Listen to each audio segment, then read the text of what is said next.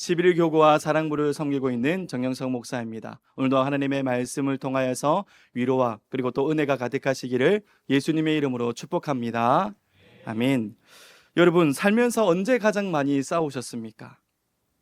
아직 결혼 안 하신 분들에게는 오해할 여지가 있지만 보통 신혼 때 가장 많이 싸우지 않습니까?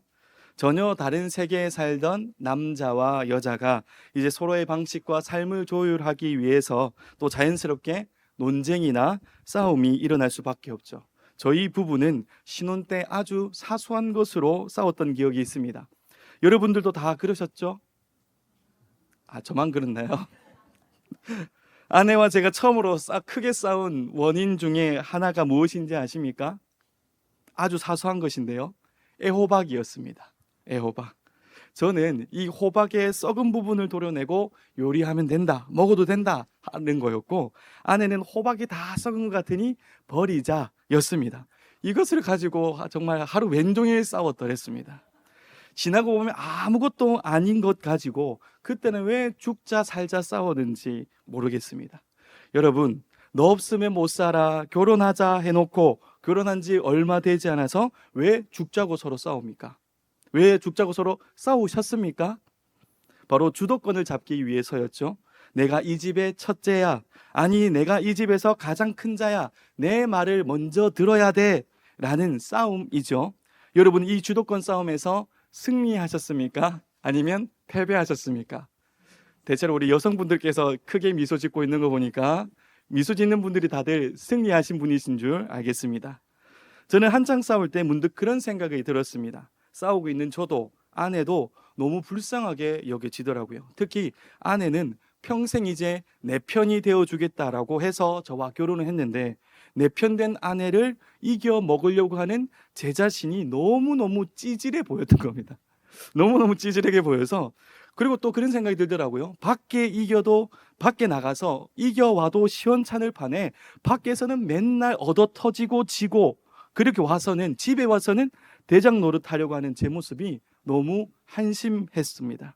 그래서 아내에게 그 길로 미안하다라고 사과하고 신혼 주도권 싸움을 멈출 수 있었습니다. 한 가정 안에서 누가 크냐, 그리고 누구의 말을 더 세우냐, 이것은 중요한 것이 아니더라고요. 그렇죠? 맞습니까? 예.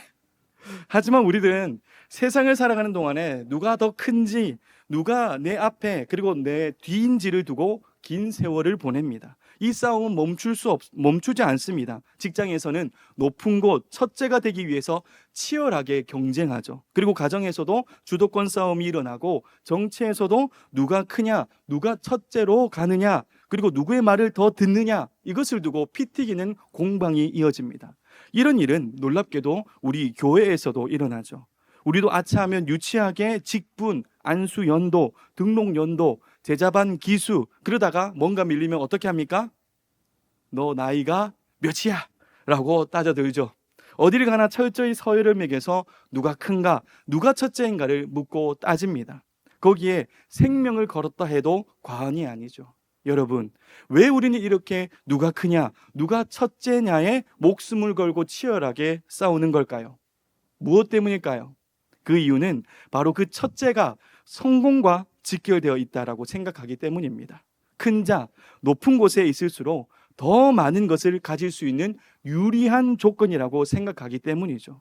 오늘 본문에서도 제자들은 길을 가는 중에 싸웠습니다. 오늘 본문 34절을 읽겠습니다. 우리 본문 34절 함께 읽겠습니다. 시작. 그들이 잠잠하니 이는 길에서 서로 누가 크냐 하고 쟁론하였음이라. 아멘. 여러분, 왜 제자들이 길에서 싸웠다라고 얘기하고 있죠?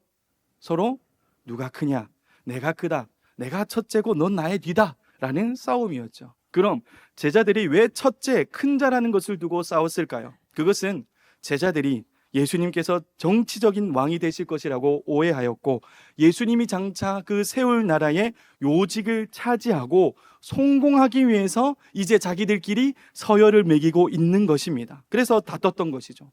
그러나 예수님은 이러한 제자들의 모습을 옳다고 하십니까? 아니면 잘못됐다라고 얘기하십니까? 옳다고 하십니까? 잘못됐다 하십니까? 잘못됐다, 아니다 하시죠.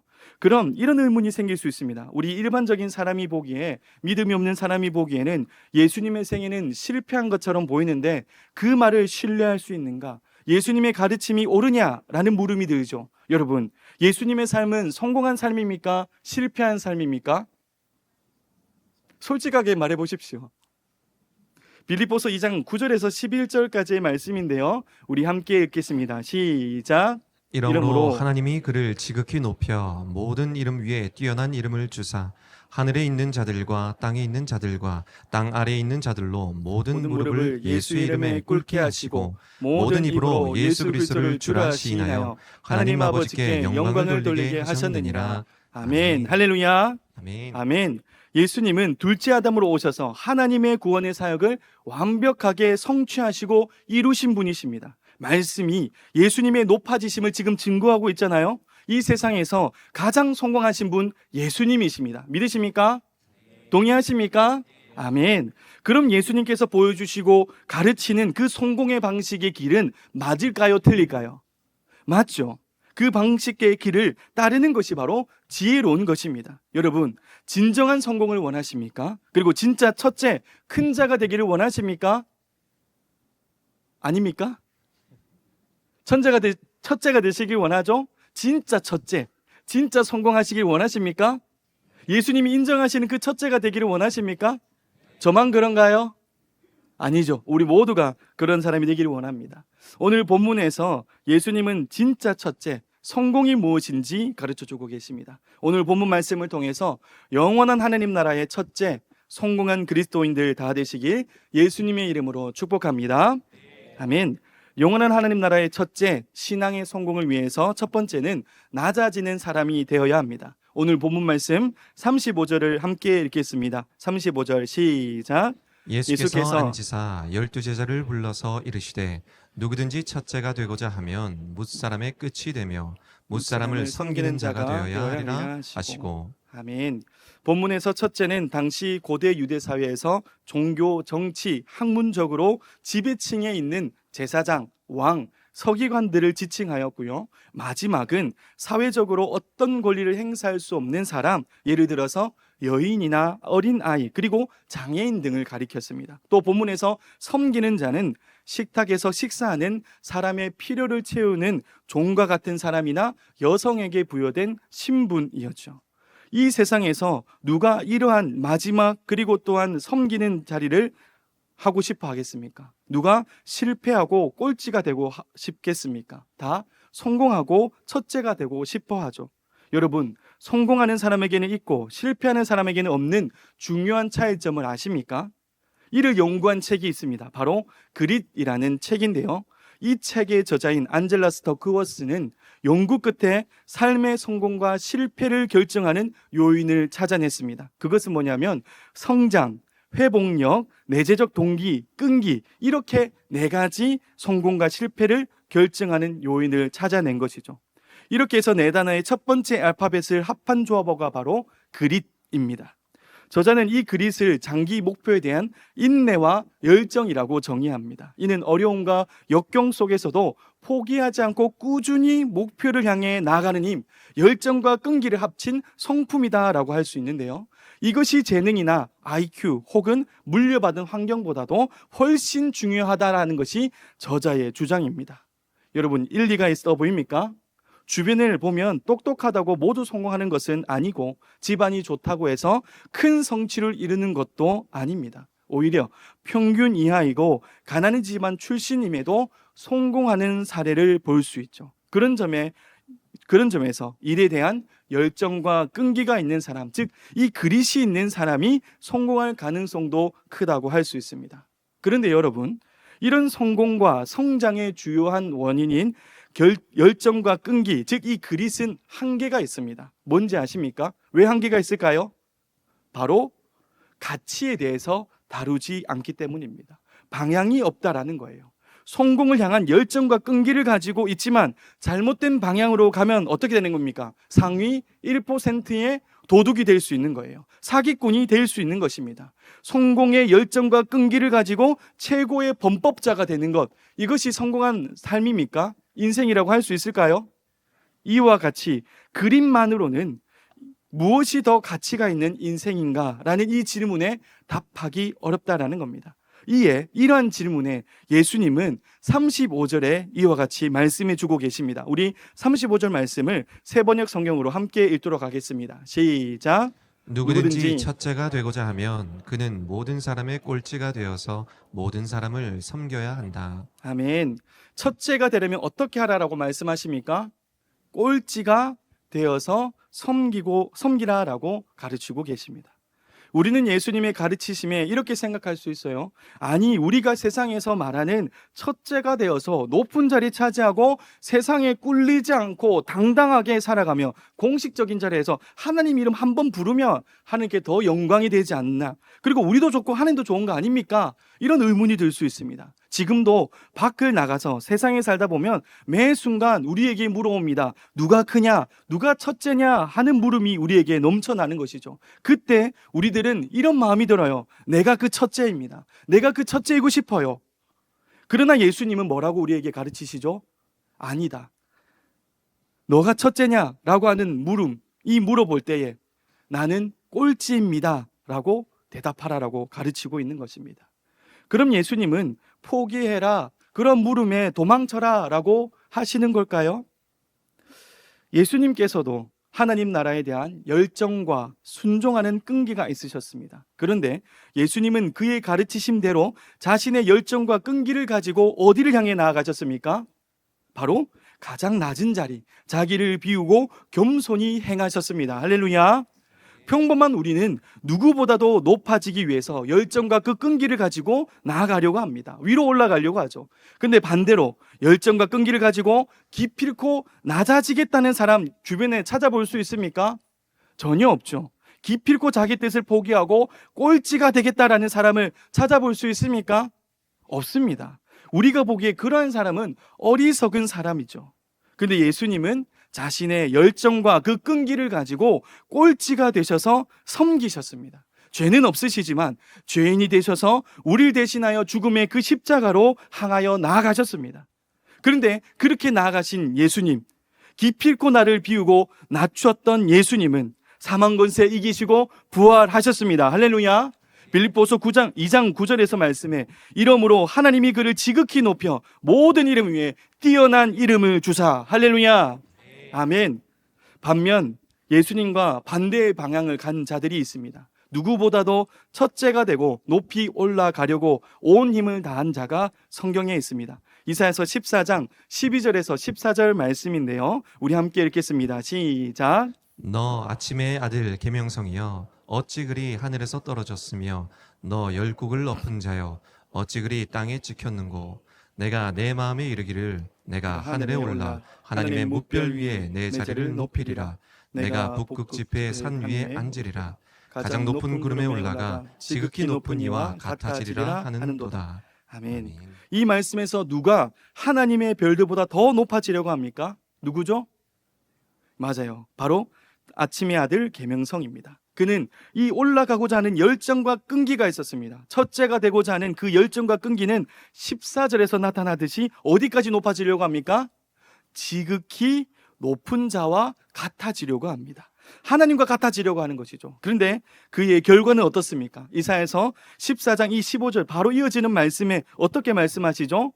이제 내가 수월 곧 구덩이 맨 밑에 떨어짐을 당하리라. 그는 그렇게 올라가려고 했지만 결국 그의 끝은 죽음의 구덩이 속이었습니다. 이 말씀의 계명성은 누구입니까? 네, 맞습니다. 바로 사단이죠.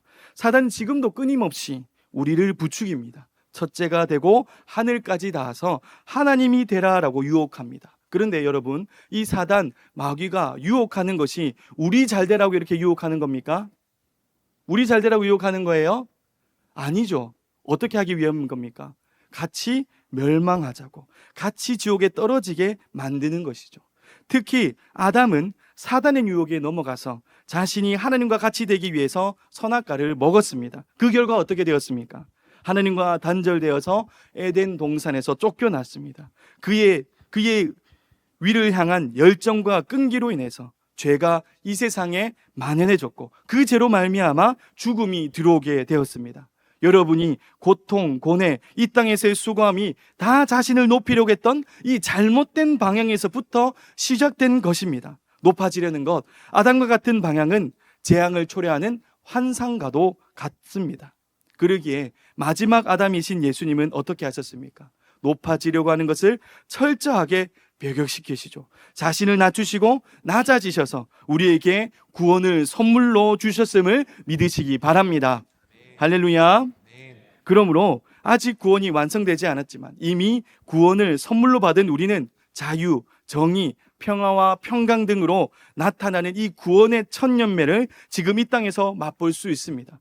어떻게 이 구원의 열매를 이 땅에서 맛볼 수 있을까요? 어떻게 해야 구원의 열매에 맛볼 수 있습니까? 우리의 유일한 길이신 예수님이 제시하시고 보여주셨던 것을 따라가기만 하면 됩니다. 그 길이 어떤 길입니까? 어디를 향한 길입니까? 바로 꼴찌가 되어서 섬기며 낮아지는 방향으로 갈 때에 우리는 구원의 열매를 맛볼 수 있는 것입니다. 그럼 여러분, 섬기는 것이 무엇일까요? 여러분, 페이지 터너를 아십니까? 페이지 터너. 이 페이지 터너는 피아니스트의 왼쪽 뒤편에 앉아서 악보를 대신 넘겨주는 사람입니다. 정확한 타이밍에 악보를 넘겨줘야 하는 것은 물론이고 주목받는 행동이나 눈에 띄는 옷도 허용되지 않습니다. 마치 투명인간처럼 그 피아니스트 뒤에 있어야 하는 것이죠. 세례 요한은 요한복음 3장 29절에서 이렇게 말했습니다. 신부를 취하는 자는 신랑의 음성을 듣는 친구가 크게 기뻐하나니 나는 이러한 기쁨으로 충만하였노라. 세례 요한이 바로 이 페이지 터너였습니다. 그의 역할을 유대의 결혼에서는 쇼시벤이라고 해서 우리가 잘 아는 들러리입니다. 유대 결혼식에서 이 쇼시벤, 들러리는 혼인잔치를 주관하고 그리고 또 무엇보다도 신랑이 올 때까지 이 신부를 지키는 중요한 역할을 했습니다. 그런데 이런 중요한 역할을 하고 난 뒤에 신랑이 오면 이 들러리는 어떻게 합니까? 사라지죠. 다른 곳에 가버립니다. 이 페이지 터너, 들러리의 역할이 바로 섬기는 것입니다. 우리가 어떤 직업, 어떤 환경에 있는지 나를 높이려고 섬기는 척하지 않고 이 페이지 터너와 들러리의 역할과 같이 섬기는 자가 되시는, 그리고 그러한 일에 더욱더 자원하시는 저와 여러분 되시기를 바랍니다. 지금 이 세상은 인터넷과 유튜브, AI를 통하여서 저마다의 마이크를 들고 자신의 얘기하기에 급급합니다. 높아지려고 노력하지만 그것을 가만히 듣고 있으면 다 어떤 얘기입니까? 다 결핍과 불안과 걱정입니다. 수많은 자기 주장이 모여서 이제는 우리가 어떻게 됐습니까? 소음처럼 귀를 아프게 하죠. 이러한 세상과 똑같이 소음을 더하지 마시고 참 진리이신 하나님의 말씀을 선포하고 하나님의 은혜를 드러내는 섬김, 나보다 남을 더 낮게 여기는 첫째가 되시기를 바랍니다.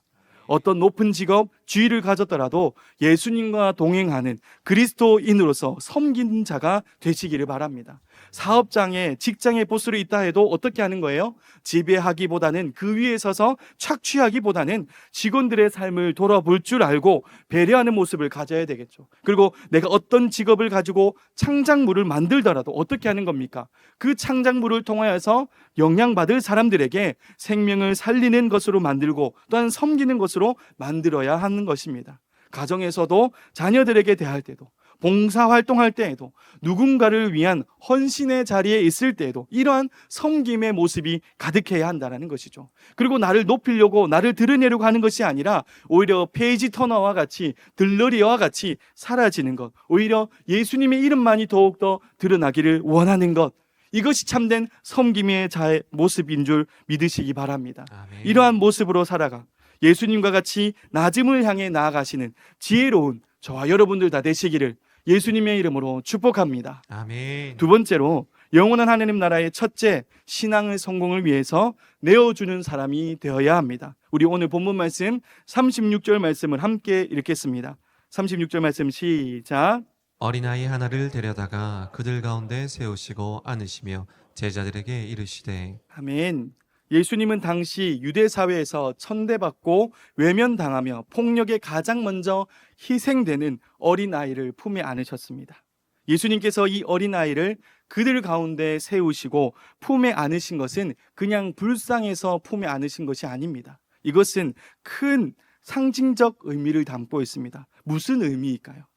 이 의미는 바로 어린아이와 같은 사회적 신분을 가진 자와 예수님 자신을 동등하게, 동일하게 여긴다라는 의미입니다.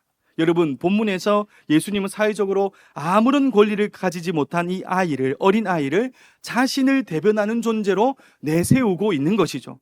여러분, 사실 원래 공식적으로는 예수님을 대변할 사람들은 누굽니까? 예수님을 대변할 사람은 누굽니까 원래? 제자들이죠, 제자들. 예수님을 따르는 제자들이었습니다. 하지만 누가 가장 큰 존재인가를 두고 다툼이 일어난 12 제자들에게 예수님은 지금 강한 메시지를 던지고 있는 거예요.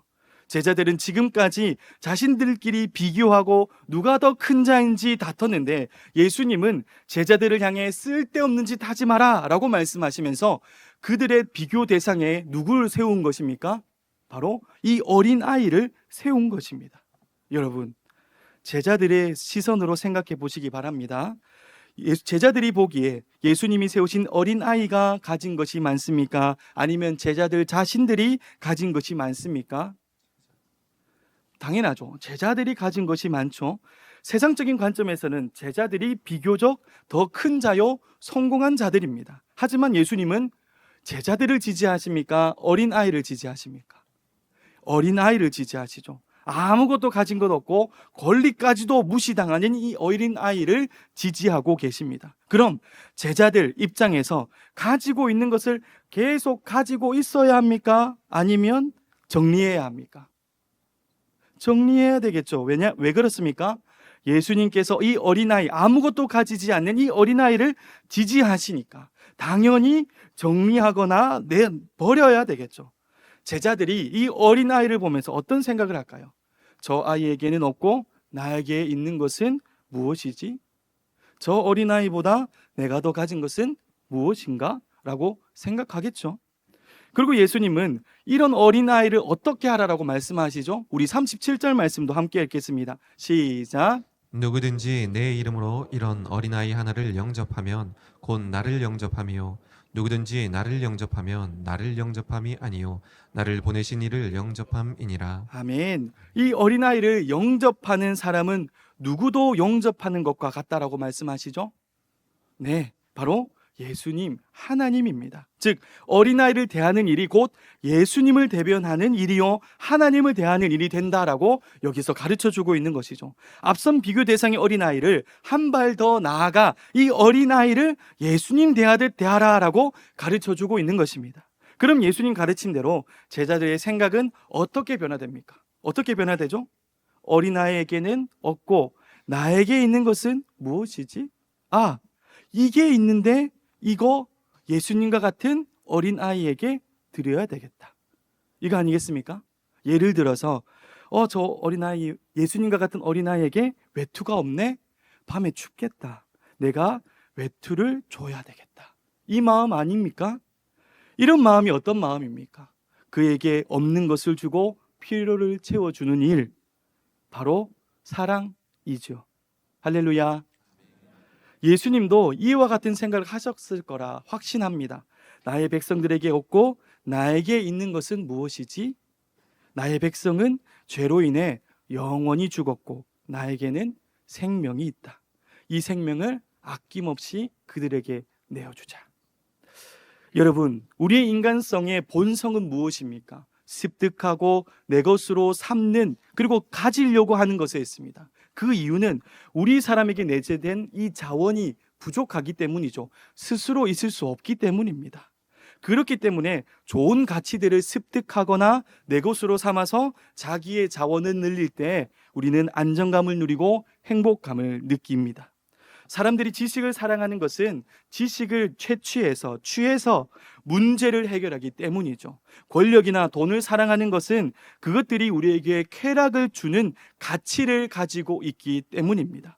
그러므로 이 취하고 가지려는 것, 이 사랑하는 것, 이 우리 인간성의 본질이며 문명의 동력이 되기도 합니다. 그런데 여러분, 문제는 이 취하고 내 것으로 삼으려고 하는 본성, 이 사랑이 항상 갈등을 일으킨다는 겁니다. 내가 바라고 좋게 여기는 것은 다른 사람에게 좋게 여기고 가지려고 하죠. 그런데 이것은 한정된 자원이라는 거예요. 가지려고 하면 어떻게 해야 됩니까? 경쟁해야 되죠. 갈등해야 합니다. 근데 이 갈등이 심화되면 어떻게 됩니까? 서로 죽고 죽이죠. 죽음을 초래하고 마는 것입니다.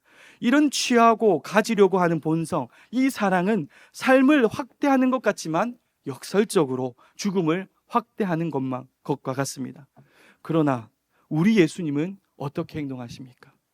예수님은 그의 백성들과 자신을 비교하여서 그가 가지고 있는 그 모든 것을 우리를 위해서 내어주셨습니다.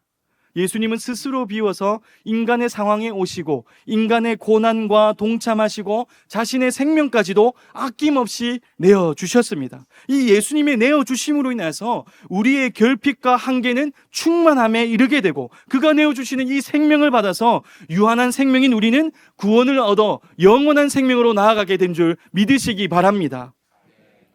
러시아 대문호 레프 톨스토이가 쓴 사랑이 있는 곳에 신이 있다라는 단편이 있습니다. 이 소설의 주인공인 마르틴은 작은 마을의 구두 수선공입니다. 과거 아내와 두 자녀를 잃고 홀로 지내고 있었지만 신앙으로 하루하루 마음을 겨우 다잡고 살아갔습니다. 그러던 어느 날 그는 성경을 읽었는데 내일 거리를 내다보아라. 내가 너에게 가겠다라는 하나님의 음성을 들었습니다. 마르틴은 다음날 설레는 마음으로 일과를 준비했습니다. 기대하는 마음으로 주님을 기다리던 중에 창문을 바라봤는데 눈을 치우느라 힘겨워하는 늙은 청소부를 보고 그를 초대하여서 차를 대접했습니다.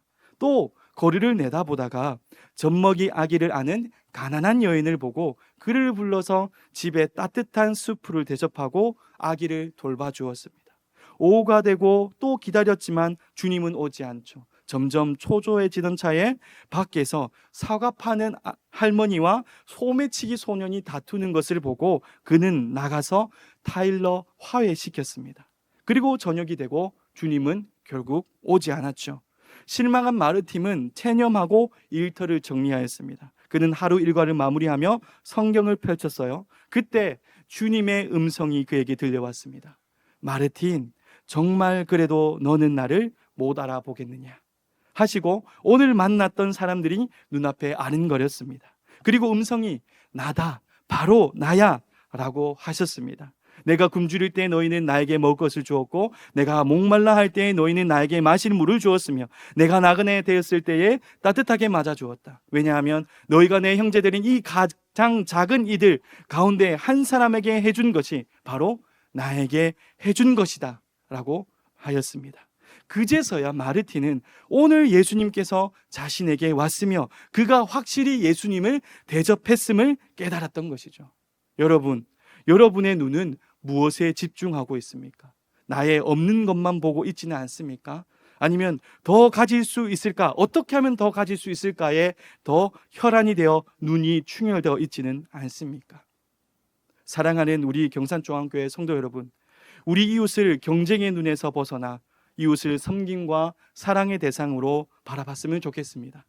내가 죽고 상대를 살리는 일, 생명을 살리고 영혼 구원하는 일이 십자가의 정신입니다. 믿으십니까? 아멘. 세속적인 욕망이 솟아오를 때마다 우리를 위해 자신의 생명도 내어주신 예수님, 그 십자가의 사랑을 바라보십시오. 그리고 작은 부분에서부터 예수님을 닮아가시기를 축복합니다. 아멘. 예수님이 내어주시는 사랑을 닮아서 세상이 예수님의 사랑을 온전히 바라볼 수 있게 하는 증거가 다 되시는 저와 여러분들 다 되시기를, 하나님 나라의 첫째가 되시기를 예수님의 이름으로 축복합니다. 아멘. 결론입니다. 바다에서 가장 크고 위용을 자랑하는 동물이 무엇입니까? 바다에서 가장 큰 동물 무엇이게요? 맞습니다. 고래입니다. 그 중에 흰수염 고래는 고래 중에서도 가장 큰 고래라고 합니다. 가수 윤도현 씨는 흰수염 고래를 다룬 다큐멘터리를 보다가 흰수염 고래라는 곡을 썼다 합니다. 특히 그의 마음을 끈 것은 그렇게 큰 흰수염 고래가 물속에서도 어떤 작은 생물에게도 피해를 주지 않고 유유자적 헤엄쳐 다닌다는 사실이었다라고 합니다. 조그만한 힘만 가져도 주변 사람을 착취하고 이익을 취하는 인간들이 흰 수염 고래의 여유 있고 넓은 마음, 이것을 배우기를 바랬다라고 하죠.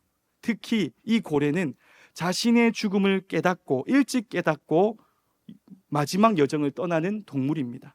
약해진 몸을 느낀 고래는 먹이를 끊고 무리에서 떨어져 수백 킬로미터를 외롭게 이동합니다. 마침내 숨을 거두면 고래의 몸속에 부패가스가 팽창하면서 수면 위에 떠오르게 됩니다. 그때부터 하늘에 나던 새들이 고래의 사체에 내려앉아서 이 연한 부위부터 먹기 시작하죠. 이후에 상어들이 몰려옵니다. 그래서 고래의 살점을 뜯고 가스가 방출됩니다. 그때부터 고래의 사체는 서서히 바다 깊은 곳으로 가라앉습니다. 근데 이 과정을 고래 낙하라고 부르는데요. 깊숙이 가라앉는 동안에도 수많은 물고기가 이 고래의 몸을 뜯어먹습니다. 마침내 고래가 해저에 도달하면 수백 종의 또 심해 동물이 고래의 살과 지방, 심지어 뼈까지도 차례차례 분해하며 수십 년을 살아간다 하죠. 결국 몸의 전부를 제공한 이 고래는 완전히 사라지게 되지만 고래 한 마리가 죽으면서 바닷속 수백 수천의 생명에게 식량을 제공하고 해저 생태계에 활력을 불어넣게 되는 것입니다. 이렇듯 고래의 마지막 여정은 끝이 아닌 또 다른 시작을 바다에 선물하게 되는 것입니다.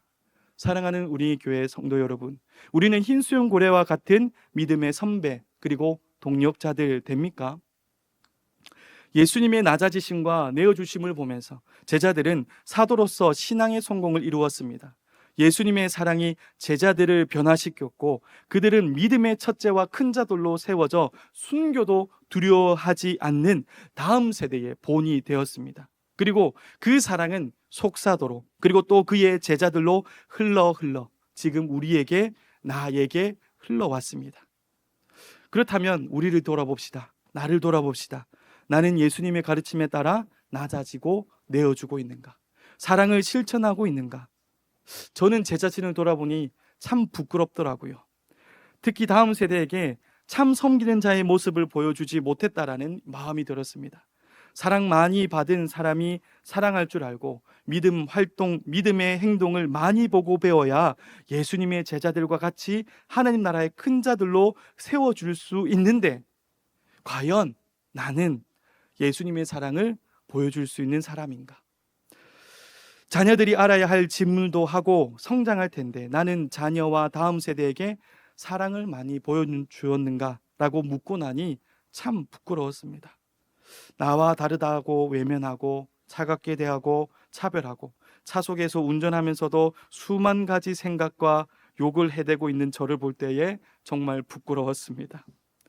차별하고 대화하지 않으려고만 했던 나의 모습을 보여주고 있진 않았는지, 이런 나의 모습을 보고 다음 세대 친구들이 신앙생활을 하고 싶을까? 나라도 신앙생활을 하고 싶지 않겠다라는 생각이 들었습니다. 어린 아이들과 같은 연약한 자들을 환영하고 사랑하고 돌아보고 격려하는 참 하나님의 사랑을 보여주지 못한 것 같아서 정말 미안했죠. 여러분들은 어떻습니까? 우리 이제는 더 노력했으면 좋겠습니다. 저도 바꿔가는 모습을 보이는 어른이 되도록 노력하겠습니다. 작은 것에서부터 실현 가능한 부분부터 우리 바꿔갑시다. 지금 제가 이 말하니까 우리 사역자들 분들께서 저를 더 뚜렷하게 쳐다보시는 것 같습니다. 예수님의 말씀을 따라서 세상과 달리 낮아짐을 향하고 내어줌을 실천하여서 하나님 나라의 첫째, 하나님 보시기에 정말 성공한 사람, 그리고 다음 세대 보기에도 하나님 나라의 큰 자들 다 되시기를 예수님의 이름으로 축복합니다. 아멘. 축복합니다. 아멘.